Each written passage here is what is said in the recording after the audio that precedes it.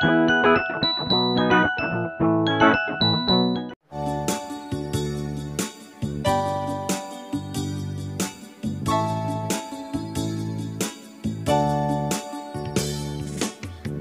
దేవుడు బలవంతుడు అయ్యున్నాడు నా దేవుడు. గొప్ప దేవుడు బలవంతుడు అయ్యున్నాడు నా దేవుడు. కరుణామయుడు పరిశుద్ధుడు నా పాపము మోసిన ప్రియుడు. కరుణామయుడు పరిశుద్ధుడు నా పాపము మోసిన ప్రియుడు. గొప్ప దేవుడు బలవంతుడు అయ్యున్నాడు నా దేవుడు.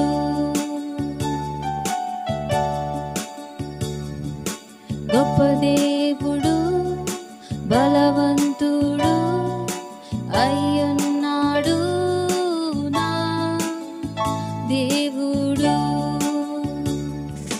గొప్ప దేవుడు బలవంతుడు అయ్యున్నాడు నా దేవుడు. కరుణామయుడు పరిశుద్ధుడు నా పాపము మోసిన ప్రియుడు. కరుణామయుడు పరిశుద్ధుడు నా పాపము మోసిన ప్రియుడు.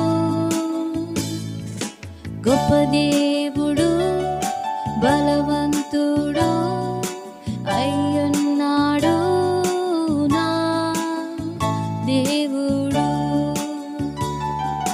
గొప్ప దేవుడు బలవంతుడు అయ్యున్నాడు నా దేవుడు.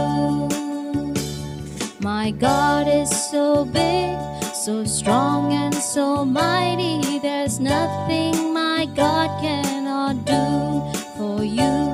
My God is so big, so strong and so mighty. There's nothing my God cannot do for you. The mountains are His, the valleys are His, the stars are His handiworks too. My God is so big, so strong and so mighty. There's nothing my God cannot do for you. Praise Lord పిల్లలు, అందరూ ఎలా ఉన్నారు? దేవుని కృపను బట్టి మీరు అందరూ బాగున్నారని నేను నమ్ముతున్నాను పిల్లలు. మన లాస్ట్ లెసన్లో ఎవరి గురించి విన్నాము? శాంసన్ గురించి కదా. శాంసన్ని ఫిలిస్తీన్ల నుంచి ఇశ్రాయేలుని విడిపించడానికి ఒక జడ్జిగా, ఒక న్యాయాధిపతిగా దేవుడు నియమించారు, చూస్ చేసుకున్నారు కదా. తను నాజీర్ చేయబడ్డాడు. తన లైఫ్లో 3 కండిషన్స్ ఉన్నాయి కదా పిల్లలు, అవి మీకు గుర్తున్నాయా?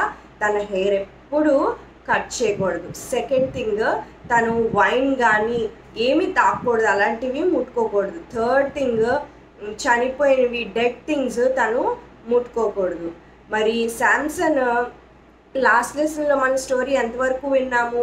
తను ఒక తిమ్నాత్లో ఒక ఫిలిస్తీన్రాల్ని వివాహం చేసుకున్నాడు. ఆ పెళ్లి విందులో వాళ్ళందరూ రిడిల్స్ చెప్పుకున్నప్పుడు శాంసన్ భార్య వలన మరి శాంసన్ ఆ ఛాలెంజ్ని ఓడిపోయి మరి తన యొక్క ఎనిమి యొక్క సిటీకి వెళ్ళి కొంతమందితో ఫైట్ చేసి వారి బిలాంగింగ్స్ని తీసుకొని ఆ డబ్బులతో మరి శాంసన్ బట్టలు కొనిచ్చి ఎవరి దగ్గర అయితే వాళ్ళ స్నేహితుల దగ్గర ఓడిపోయాడో వాళ్ళందరికీ బట్టల్ని తీసుకొని ఇచ్చాడు.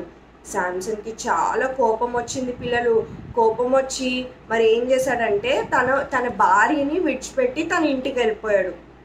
కొన్నాళ్ళు అయింది, మరి తన భార్యని అసలు పట్టించుకోలేదన్నమాట కొన్ని రోజుల వరకు. మరి ఆ అమ్మాయి వాళ్ళ ఫాదర్ ఏమనుకున్నారంటే ఇంక శాంసన్ ఇంక తిరిగి రాడు, నిన్ను ఇంక విడిచిపెట్టేశాడు అని అనుకొని వాళ్ళ ఫాదర్ ఏం చేస్తారంటే శాంసన్ వాళ్ళ ఫ్రెండ్కి ఇచ్చి ఆ అమ్మాయిని పెళ్లి చేసేస్తారనమాట. కొన్ని రోజులైన తర్వాత ఆ శాంసన్ అనుకుంటాడు, నా భార్య దగ్గరికి నేను తిరిగి వెళ్ళాలి అని తిమ్నాతు వెళ్తాడనమాట. వెళ్ళిన తర్వాత ఇంట్లోనికి వెళ్ళటానికి చూస్తున్నప్పుడు వాళ్ళ నాన్న ఏమంటాడంటే, నువ్వు తిరిగి రావనుకొని శాంసన్, నీ యొక్క భార్యని నేను నీ యొక్క స్నేహితునికే ఇచ్చి పెళ్లి చేసేసాను, తను ఇక్కడ లేదు అని చెప్తాడంట. చెప్పినప్పుడు శాంసన్కి చాలా కోపం వస్తుందంట పిల్లలు. ఎలాగైనా రివెంజ్ తీర్చుకోవాలనుకుంటాడంట, కోప్పడతాడంట. కోప్పడి ఏం చేస్తాడో తెలుసా, జంగల్లోకి వెళ్ళి అరణ్యంలోకి వెళ్ళి ఒక 300 ఫాక్స్ని నక్కల్ని తీసుకొస్తాడంటే పిల్లలు. తీసుకొచ్చి ఒక్కొక్క ఆ పెయిర్స్ని 2 నక్కలి యొక్క తోకల్ని కట్టి, అంటే పెయిర్స్గా డివైడ్ చేసి ఆ తోకల్ని కట్టి, ఆ తోకల మధ్యలో ఏం పెట్టాడంటే దీపము లైట్ని పెట్టాడనమాట, వెలిగించాడు. ఫైర్ పెట్టాడనమాట. ఫైర్ పెట్టడం వల్ల అవి పరిగెట్టుకుంటూ మరి ఎక్కడికి వెళ్ళాయంటే పొలాల్లోకి వెళ్ళాయన్నమాట. ఈ 300 ఫాక్స్ మరి ఆ టైల్స్ అన్నీ ఫైర్తో కాలుతున్నాయి కదా. కాలుతున్నప్పుడు అవి పరిగెడుతుంటే పంటలు పొలాలు అన్నీ కాలిపోయాయంట పిల్లలు. మరి అలా జరగడంతో ఫిలిస్తీన్కి చాలా కోపం వచ్చిందంట శాంసన్ మీద. మరి అలాంటి పని ఎవరైనా చేస్తారా పిల్లలు? మరి శాంసన్ అలా చేసేసరికి ఫిలిస్తీన్కి చాలా కోపం వచ్చింది. వారందరూ కంప్లైంట్ చేయడానికి ఇశ్రాయేలీయుల దగ్గరికి వెళ్తారనమాట, శాంసన్ మీద కంప్లైంట్ చేద్దామని. మరి యూదా జనాంగం ఏం చేస్తారంటే, శాంసన్ని మనము అప్పగించేద్దాం, వాళ్ళకి అప్పగించేద్దాం. అప్పుడు శాంసన్ అంటాడంట, నన్ను మీరు టై చేయండి కానీ నన్ను చంపొద్దు అని చెప్తాడంట. సరే అని చెప్పి తన్ని గట్టిగా పెద్ద స్ట్రాంగ్ తాళ్లతో కడతారంట పిల్లలు. కట్టి ఫిలిస్తీన్ దగ్గరికి వారికి సరెండర్ చేయడానికి శాంసన్ని తీసుకువెళ్తుండగా మరి ఆ ఫిలిస్తీన్లు ఇశ్రాయేలీయులు ముందే మరి శాంసన్ తన్ని గట్టిగా కట్టిన ఆ తాళ్లను తెంపుకుంటాడంట పిల్లలు. మరి శాంసన్కి అంత శక్తి ఎక్కడి నుంచి వచ్చింది? దేవుని నుంచి కదా. దేవుని బలము శాంసన్లో ఉంది. మరి అంత దృఢమైన స్ట్రాంగ్ నాట్స్ని తాళ్ళని విడిపించుకొని మరి శాంసన్ అక్కడ నిల్చుని ఉన్నాడంట. అది చూసిన ఇశ్రాయేలీయులు అయితే చాలా ఆశ్చర్యపోయారంట పిల్లలు. మేము ఏదో అనుకుంటున్నాం శాంసన్ గురించి, శాంసన్ నిజంగా గాడ్స్ చూసనే అని నమ్మారంట పిల్లలు. మరి అప్పుడు వెంటనే శాంసన్ ఏం చేశాడో తెలుసా, అక్కడ ఒక గాడిద ఎముక, ఒక బోన్ ఉందంట. ఆ బోన్తో తీసుకొని 1000 ఫిలిస్టీన్స్ని 1000 మందిని అక్కడే చంపేశాడంట పిల్లలు ఆ ఒక్క బోన్తో. ఎంత ఆశ్చర్యంగా ఉంది కదా శాంసన్ చేసే పనులు వింటుంటే. ఆ ఫిలిస్తీన్ చంపినప్పుడు వాళ్ళందరికీ చాలా కోపం అనిపించిందంట. ఫిలిస్తీన్లు చాలా కోపడ్డారంట. ఏంటి మా పంటల్ని మా పొలాల్ని నాశనం చేశాడు శాంసన్, మనుషుల్ని చంపేస్తున్నాడు, ఆ ఫాక్స్ని ఫైర్ పెట్టి మొత్తం అంతా నాశనం చేసేసాడని వారికి చాలా కోపం రోజుకి ఎక్కువైపోతుందంట.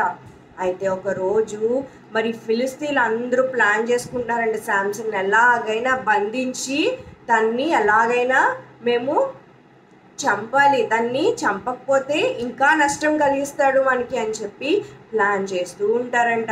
మరి శాంసన్ ఫిలిస్తీన్లు ఉండే ప్లేస్కి వెళ్తాడంట పిల్లలు. గాజా అనే ప్లేస్కి వెళ్తాడంట. వెళ్ళిన తర్వాత వాళ్ళందరూ అప్పటికీ శాంసన్ గురించి ఎదురు చూస్తున్నారు కదా పట్టుకోవాలని. ఇదే మనకి రైట్ ఛాన్స్ అని ఆపర్చునిటీ వచ్చింది అనుకుని వారందరూ ఎదురు చూస్తారంట. ఆ ఊరిలో ఆ గాజా అనే ప్లేస్లో పెద్ద పెద్ద ద్వారబంధాలు, డోర్స్, గేట్స్ ఉన్నాయంట పిల్లలు. ఆ పెద్ద గేట్స్కి తాళం పెట్టేసి కాపలా పెట్టారంట.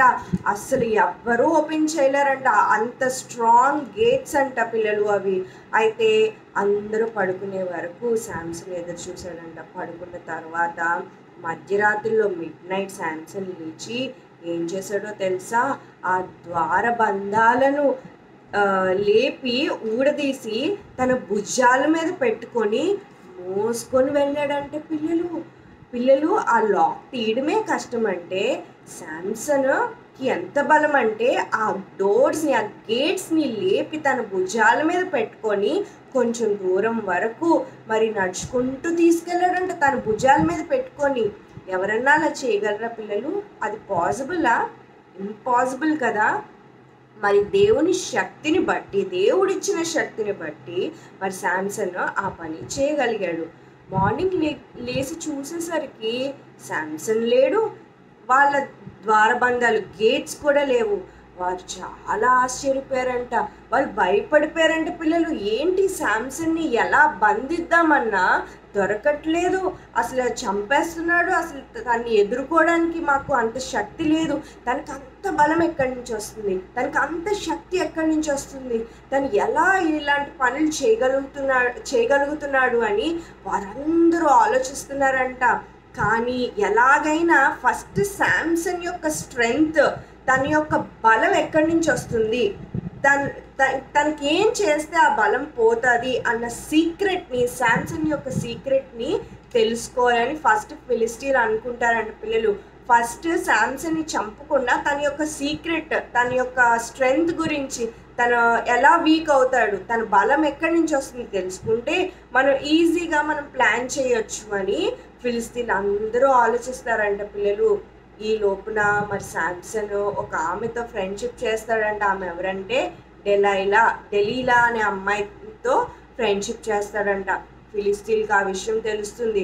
అయితే ఆమె దగ్గరికి వెళ్ళి ఫిలిస్తీన్లు అందరూ చెప్తారంట, నువ్వు శాంసన్తో ఫ్రెండ్షిప్ చేస్తున్నావు కదా, మరి మాకు శాంసన్ని మాకు చంపాలని, పట్టుకోవాలని, బంధించాలని మేము చాలా ప్రయత్నాలు చేసాం, కానీ మేము అన్నిట్లో ఫెయిల్ అయిపోయాం. నువ్వు గనక శాంసన్ యొక్క స్ట్రెంగ్త్ని కనుక్కొని ఆ సీక్రెట్ మాకు చెప్తే మేము ఒక్కొక్కరు నీకు ఒక్కొక్క సిల్వర్ కాయిన్ ఇస్తాము అని అన్నారంట. పిల్లలు అప్పట్లో సిల్వర్ అంటే చాలా ఎక్స్పెన్సివ్ అండ్ కాస్ట్లీ. మరి డెలీలా మరి శాంసన్ మరి ఎంతో ఇష్టపడి ఆమెతో ఫ్రెండ్షిప్ చేస్తున్నాడు. కానీ ఈమె అనుకుంది, నేను శాంసన్ అప్పగించేస్తే నాకు బోల్డ్ అంత డబ్బులు, సిల్వర్ కాయిన్స్ నాకు ఇస్తారు, నాకు డబ్బే ముఖ్యం అనుకొని మోసం చేయాలని చూస్తుంది పిల్లలు. మరి శాంసన్ని ఎలాగైనా తన ప్లాన్స్తో మరి ఆ సీక్రెట్ని తెలుసుకొని ఫిలిస్తీన్కి చెప్పాలని చూస్తూ ఉంటుందంట. పిల్లలు ఇక్కడితో స్టోరీ అయిపోయింది అనుకుంటున్నారా? మరి నెక్స్ట్ లెసన్లో మరి డెలీలా ఎలాగ తన శాంసన్ యొక్క సీక్రెట్ని తెలుసుకుంది, శాంసన్ ఆ సీక్రెట్ని చెప్పాడా లేదా, తర్వాత శాంసన్ లైఫ్లో ఏం జరిగిందో మనం నెక్స్ట్ లెసన్లో విని తెలుసుకుందాం పిల్లలు. ఓకేనా పిల్లలు? Praise the lord.